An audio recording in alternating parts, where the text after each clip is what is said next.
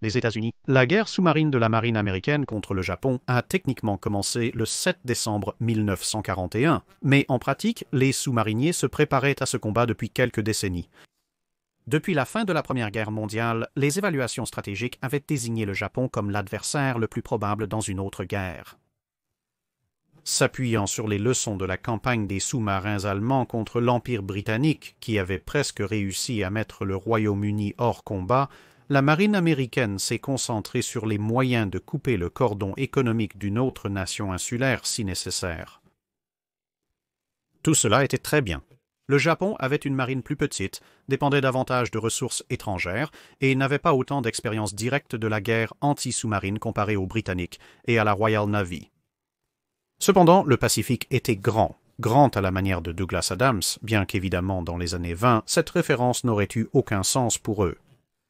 De plus, le continent américain était à des milliers de kilomètres du Japon, ainsi que toutes les routes commerciales probables que le Japon pourrait exploiter, ce qui posait un problème si vous vouliez que les sous-marins puissent opérer contre le Japon pendant plus de 5 minutes avant de devoir rentrer à la maison. Le seul avantage de ce scénario était que les sous-marins américains, contrairement à ceux de l'Allemagne, n'auraient pas à traverser des blocus et des champs de mines pour atteindre leur destination. Heureusement, la marine américaine disposait de 2 bases beaucoup plus proches du Japon, Guam et les Philippines, plus précisément aux Philippines Cavite avec le soutien de Manille. Cependant, de nombreux planificateurs américains avaient judicieusement estimé que Cavite risquait fort de tomber. Malheureusement, cela impliquait aussi qu'il fallait plus de sous-marins pour perturber efficacement les efforts du Japon. En raison de la nécessité de baser toutes les opérations offensives à partir de Guam, soutenues par un lien d'approvisionnement précaire de San Diego à Pearl Harbor puis à Guam même, avec quelques arrêts mineurs en cours de route. Le nombre précis calculé était de 144 sous-marins, ce qui était bien plus que ce que le Congrès serait prêt à leur laisser avoir.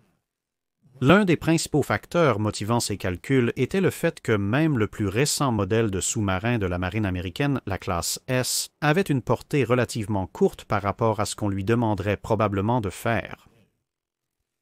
Cela signifiait que l'avenir des besoins en sous-marins des États-Unis était assez rapidement établi, alors que les sous-marins conçus pour des opérations en mer du Nord ou en Méditerranée pourraient se contenter d'être petits, à plongée rapide, et optimisés pour les performances de sous-marines autant que la technologie de l'époque le permettait. Les sous-marins américains devraient avoir une grande portée, une vitesse de surface élevée pour parcourir ces longues distances en temps utile, et devraient privilégier la fiabilité plutôt que la pointe de la technologie en matière de machinerie, puisque l'aide, les réparations et les pièces de rechange pourraient aussi bien être sur une autre planète, si quelque chose se passait mal en pleine patrouille. Et ils devraient également être en mesure d'être réaménagés entre ces patrouilles assez rapidement. Avec un accès limité au rechargement lors de leur longue mission, les sous-marins devraient transporter beaucoup d'armement et celui-ci devrait être capable de neutraliser la cible rapidement en 1 ou 2 coups si possible.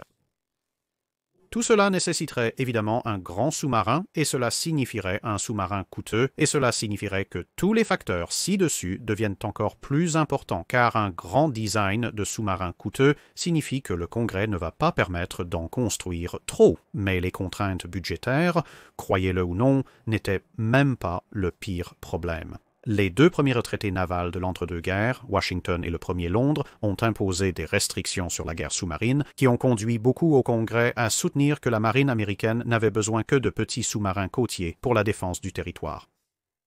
Le Congrès a également décidé qu'aucune technologie étrangère ne pouvait être utilisée dans les sous-marins américains, même si les États-Unis ne disposaient pas d'un moteur diesel approprié pour un sous-marin. Jusqu'au milieu des années 30, les problèmes de moteur étaient en tête d'une longue liste de problèmes qui affectaient les quelques sous-marins que la marine américaine était réellement en mesure de se permettre. Finalement, avec l'effondrement du système de traité, les tensions croissantes à travers le monde et l'adoption de systèmes diesel adaptés des locomotives ferroviaires, les choses ont commencé à s'améliorer et de nouveaux sous-marins de flotte ont commencé avec la classe Porpoise, puis les Saloon, Sargos et Tambour, les Mackerels étant un petit sous-marin expérimental, et enfin la classe Gato. Bien que 2 autres classes entreraient en service pendant la guerre, le Gato serait la dernière classe de sous-marins américains d'avant-guerre et le design serait légèrement adapté dans les Balao, l'autre classe majeure de temps de guerre pour la force sous-marine américaine. À part une dispersion de petites séries de production pendant l'entre-deux-guerres, l'autre classe majeure qui serait disponible pour la marine des États-Unis au début de l'implication des États-Unis dans la Seconde Guerre mondiale serait la très ancienne classe S, bien que leur capacité serait nettement inférieure au dernier modèle. Avec un objectif assez singulier en tête, les nouveaux sous-marins américains avaient été conçus avec de nombreux extras spécifiquement utiles dans le Pacifique occidental. À partir de 1936, cela inclurait aussi la climatisation qui serait rétrofitée sur plusieurs sous-marins. Bien que pas tous, le premier et le plus évident usage de cette installation était de prévenir que les équipages ne meurent pas d'insolation. Les eaux tropicales transforment leurs navires en autocuiseurs. Mais il y avait un autre but aussi. Beaucoup de nouveaux systèmes électroniques, à commencer par l'ordinateur de contrôle de tir pour les torpilles, avaient besoin d'un environnement qui n'était pas trempé de condensation s'ils devaient fonctionner pendant plus de 5 minutes. Cela serait d'une grande utilité dans les années à venir lorsque de nouveaux systèmes sonars, radars et autres systèmes électroniques et bien sûr plus d'équipements radio seraient ajoutés aux sous-marins. Les sous-marins possédaient aussi des condenseurs d'eau. Ces derniers étaient essentiels lors de longues missions pour éviter qu'un sous-marin ne manque d'eau douce et pour fournir des allocations alimentaires et une rémunération supplémentaire à l'équipage. À bien des égards, les sous-mariniers se considéraient comme une sorte d'élite. Mais il y avait aussi des problèmes. Des deux plus grands problèmes étaient en quelque sorte connus mais étaient largement ignorés. L'autre s'est avéré être une mauvaise surprise une fois la guerre déclarée. Celui dont certains officiers étaient conscients était une attitude cultivée chez de nombreux officiers supérieurs. Alors que les restrictions de temps de paix et de budget se poursuivaient tout au long de la fin des années 20 et jusqu'au début des années 30, le commandement d'un sous-marin est devenu moins un exercice de libre pensée et plus une marche sur la corde raide. Absolument tout ce qui allait mal était immédiatement compté contre un capitaine, peu importe la cause ou l'ampleur de l'effet. Un faux pas peut ruiner une carrière. C'était à tel point que lors des exercices de problèmes de flotte, un capitaine qui faisait une attaque sur un navire ennemi de la force opposée mais qui était détecté serait réprimandé, tandis qu'un capitaine qui n'était jamais détecté mais qui n'a rien fait serait félicité. Cela a naturellement rendu de nombreux capitaines incroyablement prudents, trop prudents en fait, ce qui était couplé à une légère suraccentuation sur les aspects techniques du fonctionnement d'un sous-marin, plutôt que sur le rôle de comment réellement diriger des hommes et commander un équipage. Bien sûr, les leaders naturels se hisseraient également au sommet, donc le problème n'était pas universel, et quelques-uns des hauts gradés de la marine américaine avaient également remarqué le problème et essayaient de changer les choses. Au fil de l'avancée de la guerre en Europe, ils ont réalisé que l'accent mis sur la lutte contre les navires de guerre ennemis pendant l'entre-deux-guerres, impliquant de rester en profondeur et de tirer des torpilles uniquement sur la base de repères sonores, était probablement pas le scénario le plus courant auquel les sous-marins américains étaient susceptibles de faire face. Cela devrait également changer. Le problème inconnu venait des armes transportées par tous les sous-marins, sauf les plus vieux. Sortir prendrait un peu de temps. Cela dit, la guerre a commencé pour les sous-marins de la marine américaine presque en même temps que pour les hommes et les navires sur la rangée des cuirassés. Le 7 décembre 1941 a vu l'United States Ship Pompano, avec ses sœurs Plunger et Pollock, courir à la surface à toute vitesse. Ils avaient quitté San Francisco une semaine auparavant et étaient prévus pour arriver à Hawaï à 0800. Mais comme il s'est avéré quelque peu heureusement, le même mauvais temps qui avait également retardé le porte-avions United States Ship Enterprise avait ralenti les trois sous-marins. À 08h17, alors qu'ils étaient à un peu plus de 100 miles, les rapports radio de la première vague d'attaque japonaise sur Pearl Harbor les ont atteints. Ayant pompé autant d'eau que possible pour améliorer leur capacité de navigation en surface, les équipages ont dû attendre ce qui semblait être une éternité alors que l'eau remplissait progressivement les réservoirs de ballast et les trois sous-marins ont commencé une approche plus lente et beaucoup plus prudente vers Oahu. Un peu plus d'une heure plus tard, l'apparition d'un avion solitaire a presque signé la fin de deux des sous-marins. Pompano l'a vu et a tenté une plongée d'urgence mais a presque complètement chaviré en raison d'un mauvais contrôle du réservoir de trim. Alors que Plunger a décidé que l'avion était probablement amical, il est remonté à la surface et a été immédiatement mitraillé par le dit avion, qui était probablement un éclaireur japonais en route pour vérifier l'ancrage alternatif de la marine américaine à Lahaina Roads. Mais le commandant de division était toujours dans une sorte de déni qu'il pourrait y avoir une guerre en cours, et convaincu que c'était tout un malentendu avec un avion américain, il a refusé de signaler le cap ou la position de l'avion. Pendant ce temps, à Pearl Harbor même, d'autres sous-marins étaient sous une attaque légèrement plus lourde. Les United States Ship Tortug étaient plus proches de l'United States Ship Dolphin, et les deux équipages faisaient de leur mieux pour repousser les avions de la marine impériale japonaise, qui flamboyaient et pullulaient partout, même si une seule mitrailleuse Browning de calibre 50 était la somme totale de leur capacité de défense aérienne. En mer, les moteurs du Pompano commençaient à tomber en panne et maintenant un véritable avion de la marine américaine commençait à apparaître, bien que cela se soit avéré encore plus dangereux que le seul avion éclaireur japonais puisque ces avions étaient entièrement ravitaillés, entièrement armés et compréhensiblement un peu trop prompts à la gâchette. Finalement, les 3 sous-marins ont été redirigés pour rencontrer le Gudgeon qui se dirigeait vers eux depuis l'ancrage alternatif. Ce ne serait que le 9 décembre que le petit escadron de 4 sous-marins arriverait enfin à Pearl Harbor, là pour témoigner de la dévastation de première main. Loin et en profondeur sous l'eau, le grand mais vieux United States Ship Argonaut naviguait au large de Midway lorsque des tirs d'artillerie ont été signalés. C'était une force de bombardement de la marine impériale japonaise. Progressivement, le Léviathan lent, maladroit et à moitié en panne s'est approché, tombant sur une paire de destroyers japonais.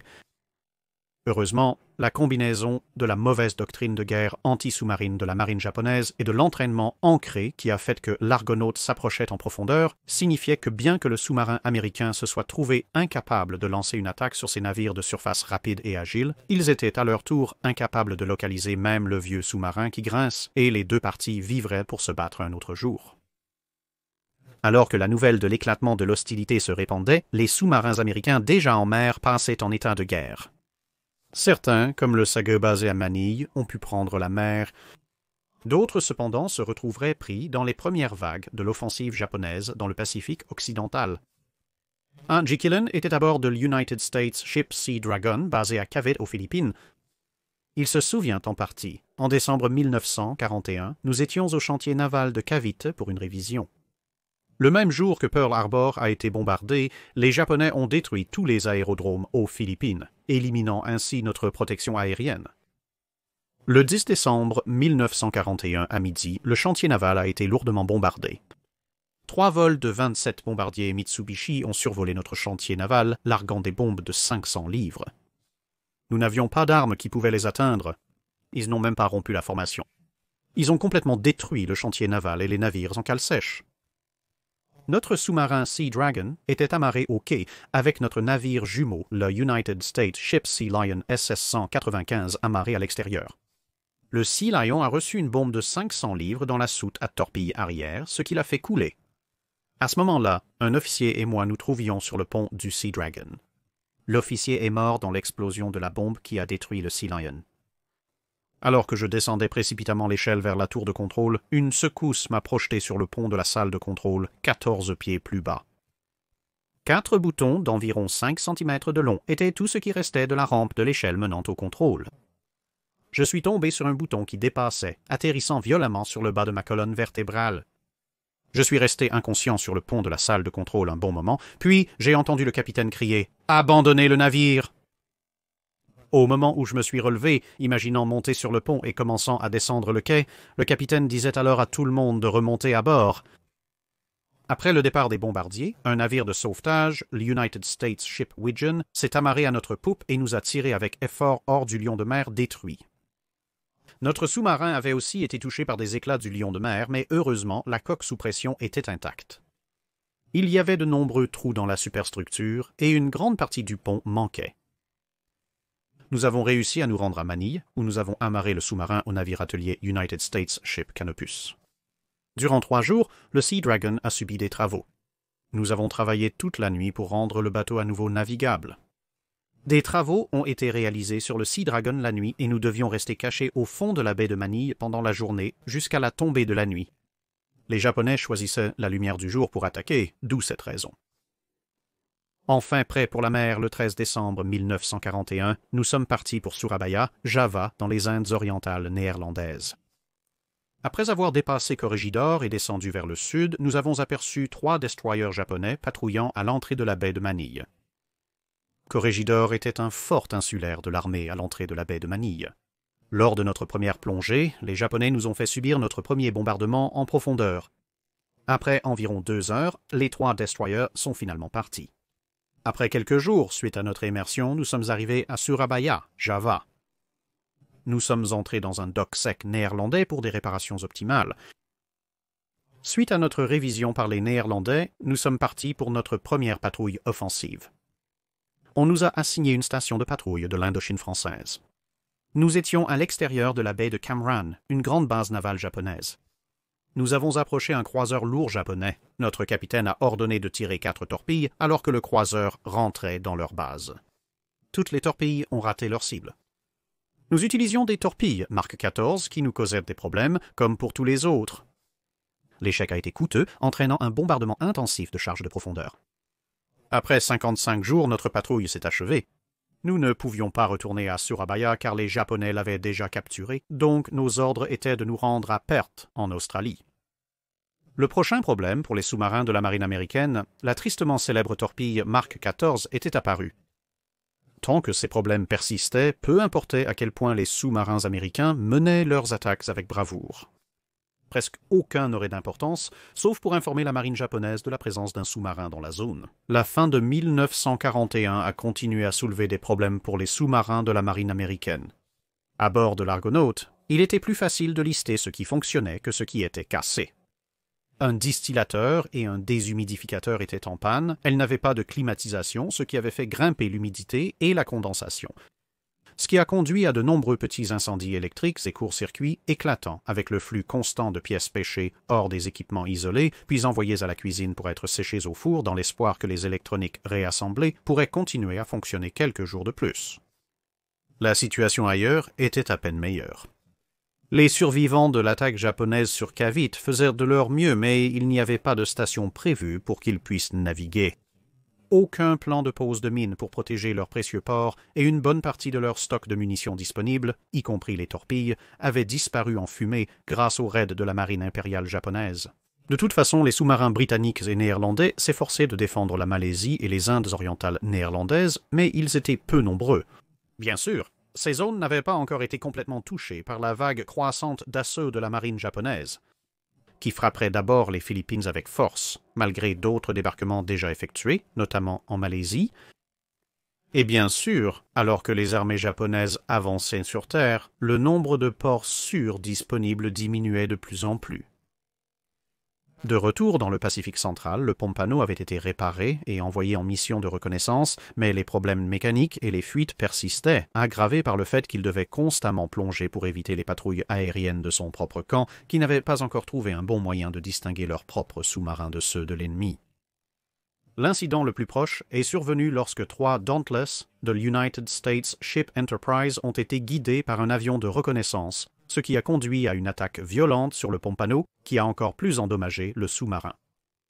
Fuyant du carburant avec un moteur en moins et la moitié de leur machinerie restant en train de se bloquer, le sous-marin déconcerté a finalement fait surface près de l'île de Wake pour découvrir que les Japonais contrôlaient toutes les installations d'armement et le reste de l'île, ils se sont donc prudemment éclipsés.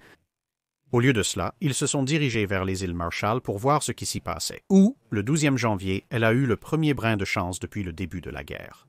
Une salve de 4 torpilles contre un grand transport japonais semblait avoir entraîné 2 coups. Bien qu'en vérifiant la cible, il semblait que, comme avec beaucoup de Mark 14, celle-ci avait rencontré des problèmes, dans ce cas très probablement en détenant juste trop tôt ou peut-être en allant trop profondément.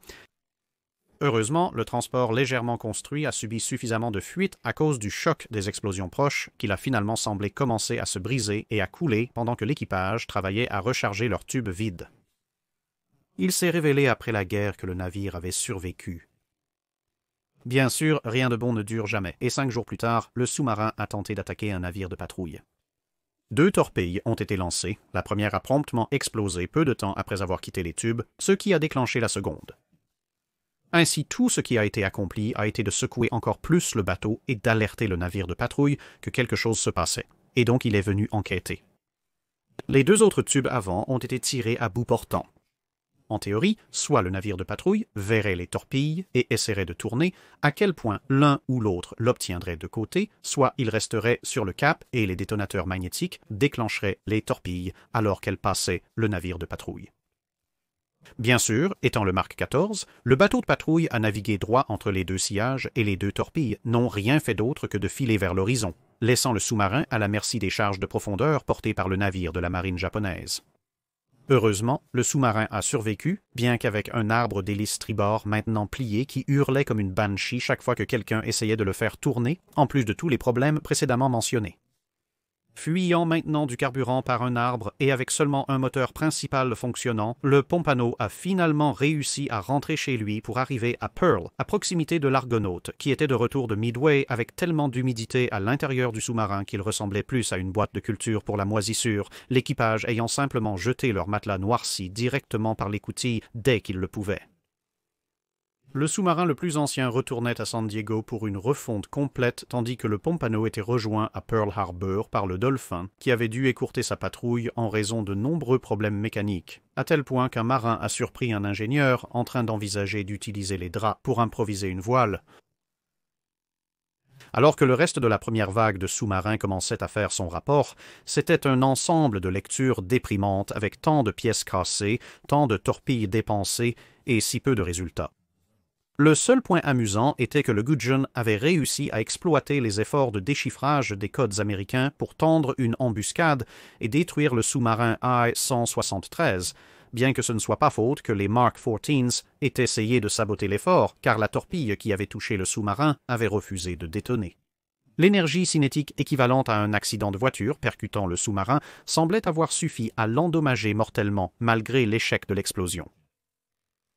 Pire encore, l'amiral Withers, le commandant des sous-marins de la flotte du Pacifique des États-Unis, semblait déterminé à réfuter toute idée que les sous-marins eux-mêmes étaient en faute. Dans certains cas, il avait raison. Certains capitaines et officiers avaient été beaucoup trop timides, mais d'autres étaient critiqués pour avoir suivi les propres ordres de Withers. L'équipage du Pompano a été informé que leur moteur était en fait en bon état, alors qu'en réalité, il s'est avéré que chaque sous-marin en service aux États-Unis, avec ce modèle particulier de moteur, aurait très prochainement besoin d'un remplacement complet de la centrale électrique. Il ne voulait également rien entendre contre la torpille Mark XIV, malgré le nombre de torpilles dépensées en décembre 1941 ayant été supérieur à toutes les torpilles dépensées en temps de guerre pendant toute l'histoire précédente de la marine des États-Unis pour n'obtenir pratiquement rien. En effet, entre décembre 1941 et janvier 1942, 64 cibles seraient attaquées avec pas moins de 144 torpilles, aboutissant en fin de compte à seulement 10 navires confirmés coulés. En échange, la marine américaine avait déjà perdu le Sea Lion, le S-36 et le S-26. En février, seulement 2 autres navires japonais seraient coulés, tandis que la marine américaine perdrait l'United States Ship Perch et l'United States Ship Shark. Un manque de coordination signifiant que leur propre camp continuait à les attaquer, un manque de communication signifiant que leurs torpilles ne fonctionnaient pas, un manque de maintenance causant autant de pertes que l'ennemi, et un manque de plan cohérent sur comment et où arrêter la marine japonaise faisait beaucoup de mal aux sous-mariniers américains. Alfred Sims était à bord du S-36 pour son dernier voyage, ce qui donne une idée des conditions auxquelles de nombreux sous-marins américains étaient confrontés alors qu'ils se retiraient de diverses bases qui avaient été bombardées ou prises. Il déclare « Alors que nous nous retirions de notre zone d'opération, j'ai effectué une évaluation de tout l'équipement sous ma responsabilité à la fin de sa première patrouille. Au large de l'île Verde, un destroyer japonais nous a repérés. Durant la poursuite, après avoir plongé, les charges de profondeur ont endommagé chaque équipement sur ma liste d'inventaire douteuse et beaucoup d'autres en dehors de celle-ci. Nous avions de sérieuses fuites d'air du système de soufflage du réservoir de ballast. Les tubes de l'émetteur radio avaient explosé, la direction électrique a échoué. La soupape d'échappement du moteur fuyait, les compresseurs d'air des moteurs bâbord et tribord ont échoué, puis le moteur tribord a saisi. De plus, de nombreuses fuites d'eau de mer nécessitaient un pompage de cale continu. L'équipage transpirait dans l'atmosphère nauséabonde alors que nous travaillions d'arrache-pied pour réparer l'équipement et faire fonctionner le sous-marin. Alors que nous menions un combat futile contre l'équipement défaillant, ceux qui étaient de garde ont perdu le contrôle du sous-marin. Après le bombardement, nous avons perdu le contrôle des avions, mais l'officier de plongée a maintenu le bateau entre 100 et 200 pieds. Lors de la série suivante de charges de profondeur, le compas gyroscopique principal a échoué, mais nous l'avons redémarré. Le palier du moteur principal bâbord a commencé à fumer et a dû être huilé manuellement en continu. La pompe de trim a calé, la profondeur a été maintenue en soufflant et inondant partiellement les réservoirs de ballast pour une flottabilité neutre approximative. Pendant ce temps, le destroyer japonais a abandonné et quitté la zone. Nous ignorons s'il manquait de charge de profondeur ou s'il en avait assez de s'acharner sur le S-36.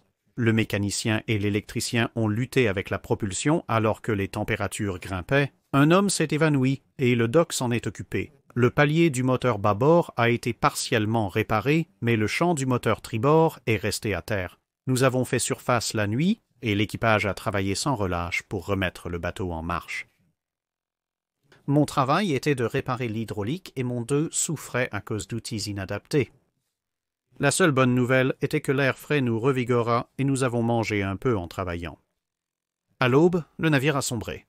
Au moment où je pensais que nous avions assez de machines pour nous détendre, la pompe auxiliaire d'eau de circulation du moteur principal a pris feu. Nous devions aller à Surabaya, mais les 2 arbres se sont grippés par manque de lubrification.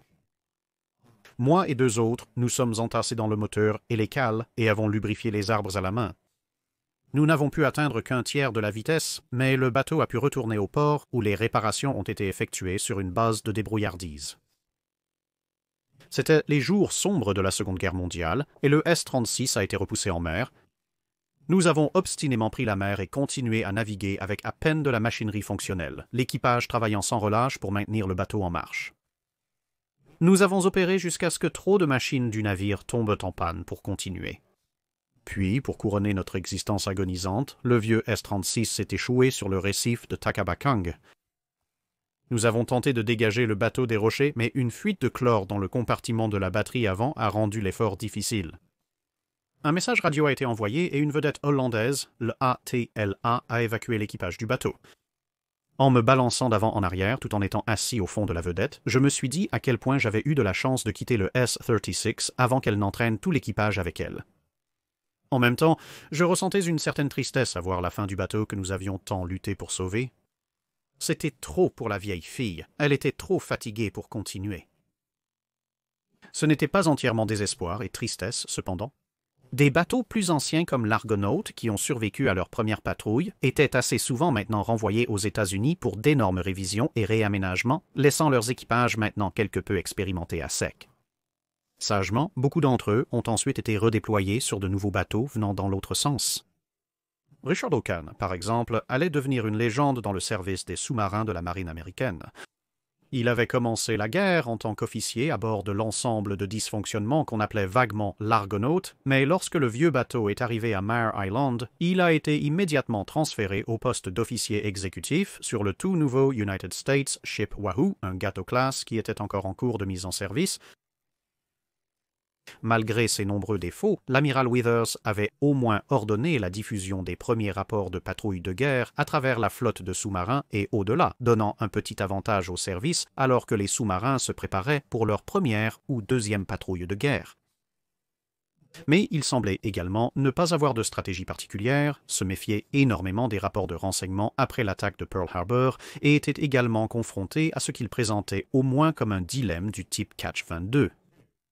Ces capitaines insistaient de plus en plus sur le fait que le nouvel explosif Mark VI et le torpille Mark XIV associés ne fonctionnaient tout simplement pas. Ils voulaient modifier les armes pour qu'elles n'explosent qu'au contact. Mais pour Withers, quelque part dans la région, 400 torpilles, peut-être un peu plus, étaient déjà parties. Beaucoup d'entre elles avaient été détruites par des raids japonais sur Cavite et le reste avait été largement lancé sans résultat sur les navires de la marine japonaise.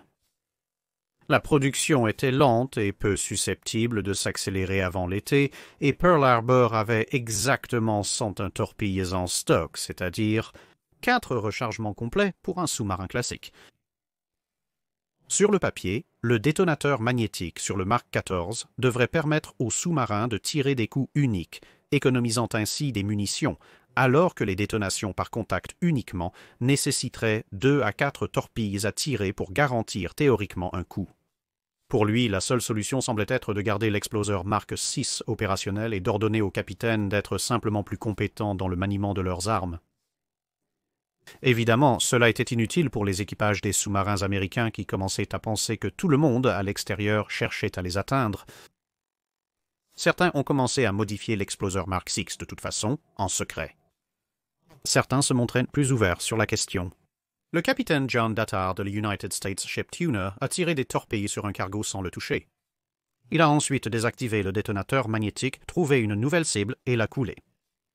Il a inclus cela dans son rapport de patrouille de guerre, qui a bien sûr été diffusé, ce qui a déclenché une vive dispute entre Withers et Dattard, l'amiral étant furieux de la défiance de ses ordres explicites et le capitaine tout aussi furieux du refus apparent de voir le bon sens.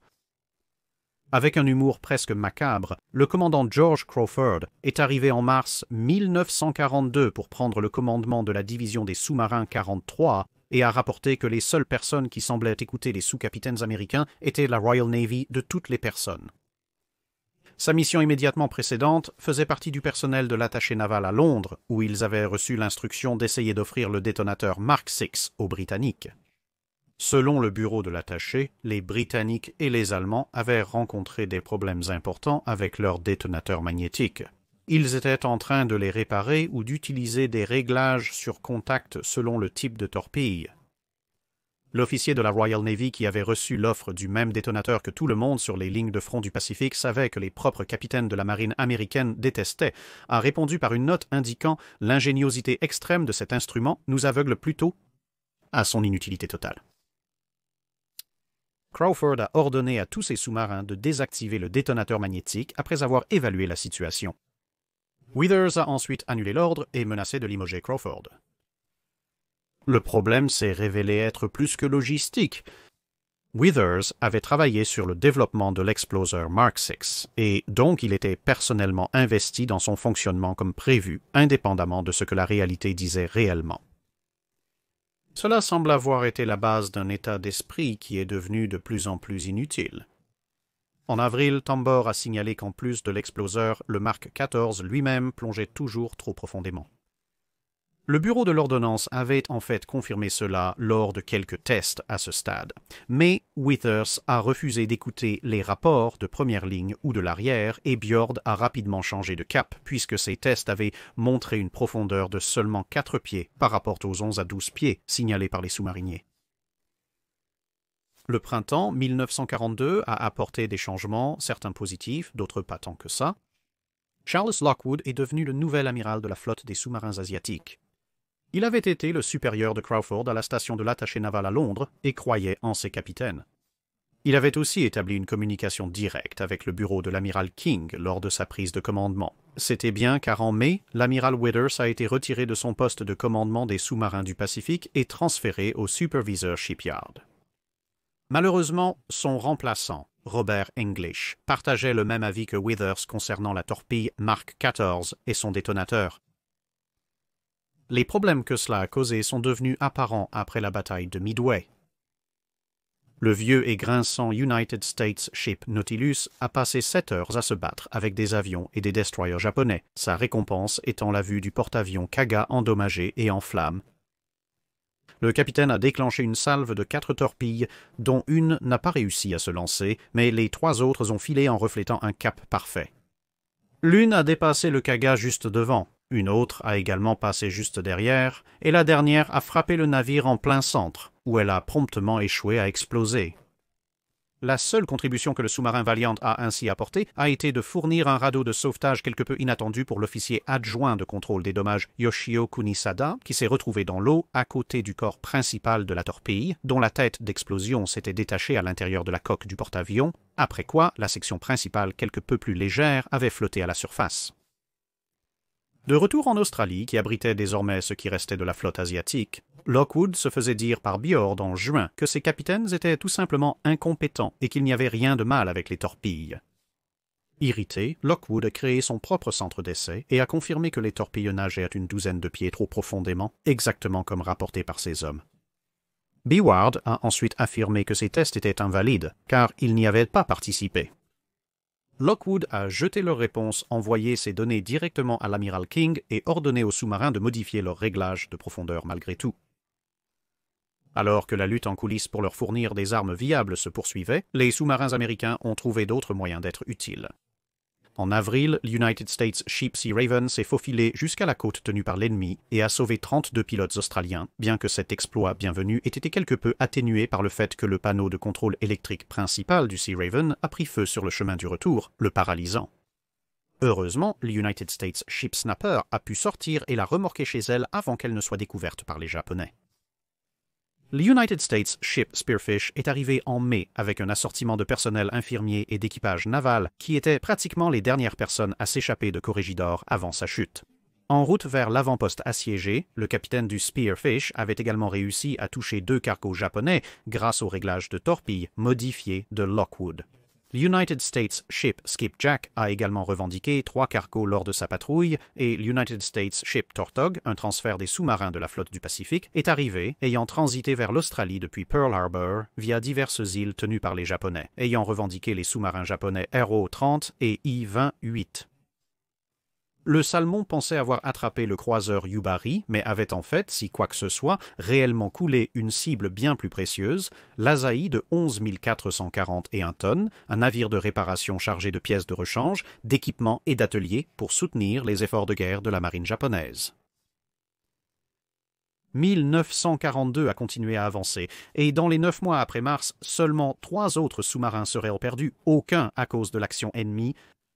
S-27 et S-39 ont tous deux été accidentellement détruits en s'échouant et le Grunion est tombé victime de la torpille Mark 14 qu'elle avait tirée. Elle avait tiré 4 torpilles sur le navire de marchandises Kanomaru. La première a plongé et a passé sous le navire. Les 2 suivantes ont touché le navire mais n'ont pas explosé et la dernière a manqué et a plutôt fait un large arc de cercle, revenant pour s'écraser dans la tour de contrôle du Grunion, encore une fois sans exploser. Le sous-marin criblé a implosé en descendant sous sa profondeur d'écrasement. De retour en Australie, Lockwood essayait de faire d'autres améliorations. Il avait établi un petit allumeur de carburant sur la côte nord-ouest de l'Australie, ajoutant 4 jours d'autonomie à ses sous-marins, leur permettant de faire le plein avant de se diriger vers le danger. Il a également amélioré les installations à Fremantle pour permettre aux plus grands sous-marins de la flotte américaine d'être sortis de l'eau pour des réparations et des nettoyages, tout en faisant face à une offre de torpilles de plus en plus réduite, devant à un moment envoyer des sous-marins avec moins de torpilles que le plein complément juste pour s'assurer que tous les sous-marins en avaient au moins quelques-unes. Malgré une hausse des navires ennemis touchés au début de l'été, ce nombre a diminué à nouveau à la mi-été alors que les Japonais consolidaient leurs nouvelles acquisitions et changeaient les routes maritimes.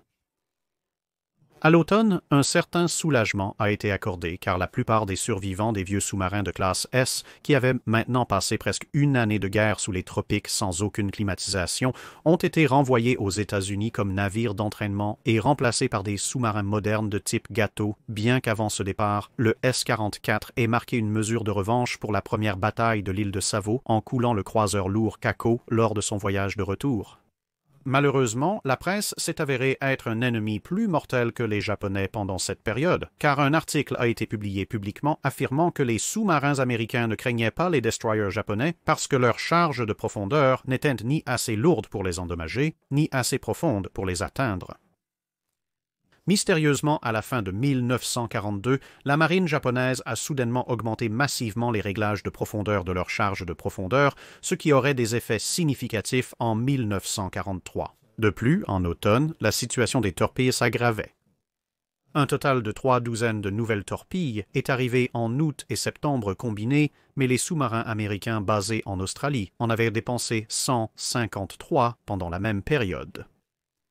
Ainsi, 5 sous-marins se sont vus attribuer 8 torpilles chacun au lieu de leurs 24 habituels et ont été chargés de mines, puis ont été chargés de poser 5 champs de mines simultanément à la place. Au cours de la campagne de Guadalcanal, les sous-marins devaient livrer des fournitures vitales et secourir les aviateurs abattus, notamment lors des batailles des îles Salomon orientales, de Santa Cruz et des opérations autour du champ Henderson. Les sous-marins américains ont commencé à attaquer les navires de ravitaillement ennemis dans cette zone, tout en déposant des observateurs côtiers derrière les lignes ennemies, en secourant d'autres personnes et en débarquant et récupérant de petites équipes de soldats. Et quelques survivants derrière les lignes ennemies. Mais l'arrivée de l'hiver apportait de bonnes nouvelles. Bien que toujours loin d'être fiable, l'édition de contact uniquement à faible profondeur du Mark XIV était au moins quelque peu utilisable, et entre cela, les nouveaux bateaux et les commandants plus agressifs, le bilan des navires japonais a commencé à augmenter, avec presque autant de tonnage coulé dans les 3 derniers mois de 1942 qu'il ne l'avait été dans les 10 mois de guerre les précédents. Malgré le travail restant, la stabilisation des fronts, une contre-offensive en cours et les améliorations apportées aux sous-marins, à l'équipement et aux torpilles, la situation s'améliorait pour les hommes du service de sous-marins américains. 1943 s'avérerait être une année cruciale, mais c'est une histoire pour une autre fois.